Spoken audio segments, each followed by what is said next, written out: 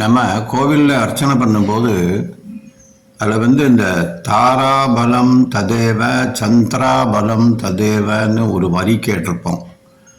தாராபலம்னா என்ன அப்படின்றத இந்த வீடியோவில் பார்க்குறோம். ஒருத்தரோட ஜென்ம நட்சத்திரத்தில் இருந்து ஆரம்பித்து அன்றைய நட்சத்திரம் வரை, அன்றைய நாள் நட்சத்திரத்தின் வரை எண்ணி வந்த தொகையை 9ஆல் வகுக்க வரும் மீதியை 1, 2, 3 என்று 9 வரை வரிசைப்படுத்தி அதனுடைய பலன்களாக தாராபலம் சொல்லப்படுகிறது. அப்படி 1 என மீதி வந்தால், அதாவது ஜென்ம நட்சத்திரம் 4ஆவே இருந்துச்சுன்னா அது ஜென்மத்தாரைன்னு பேரு. அதாவது நமது ஜென்ம நட்சத்திர நாளை குறிக்கும். அன்னைக்கு பூஜை பண்ணுறது, இந்த மாதிரி விஷயத்துக்கெல்லாம் தாராளமாக நல்ல விஷயங்களுக்கு இது பண்ணிக்கலாம். சம்பத்தாரைன்றது 2 மிச்சம் வந்தா, அப்படி வந்துச்சுன்னா செல்வ வரவை குறிக்கும் ஒரு நாளாகும்.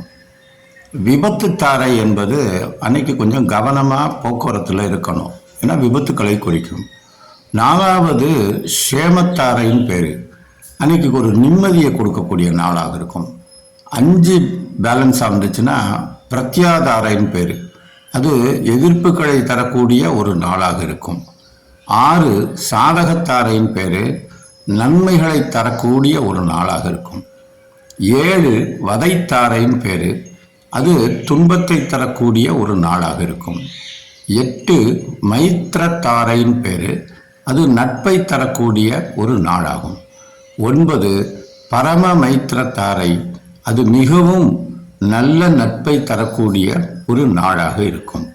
இதுபோன்று இந்த தாராபலன்களை பார்த்து வெகு தெளிவாக அந்த பலன்களை புரிந்து கொண்டு நாம் அதற்கேற்றவாறு அன்று நாளின் நிகழ்ச்சியை நாம் கணக்கில் எடுத்துக்கொள்ளலாம் என்பதுதான். அதையும் பார்க்க வேண்டும் என்பதற்காகத்தான் பூஜையினுடைய சங்கல்ப மந்திரத்திலேயே இந்த விஷயத்தை சேர்க்கப்பட்டுள்ளது சாஸ்திரத்திலிருந்து.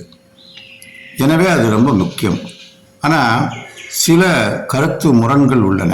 இந்த தாராபலத்தில் உதாரணமாக விபத்து தாரை என்பதை அந்த குறிப்பிட்ட நட்சத்திரத்துக்காரர்கள் இதே போன்ற கணக்கு செய்து, அப்படி ஒரு ஆலயத்திற்கு சென்றால் விபத்து நேரும், அந்த மாதிரிலாம் ஒன்றும் கிடையாது. அந்த மாதிரி சொல்லப்படலை. இது பொதுவான வாழ்க்கையில் எந்த ஒரு காரியத்துக்கு போனாலும் வந்தாலுமே, அது ஆலயமாக இருந்தாலும் சரி, பொதுவாக எந்த காரியத்துக்கு போனாலுமே ஒரு விபத்துன்னு ஒரு பலன் சொல்லப்பட்டிருக்குன்னா அதில் எச்சரிக்கையாக இருக்கணும்.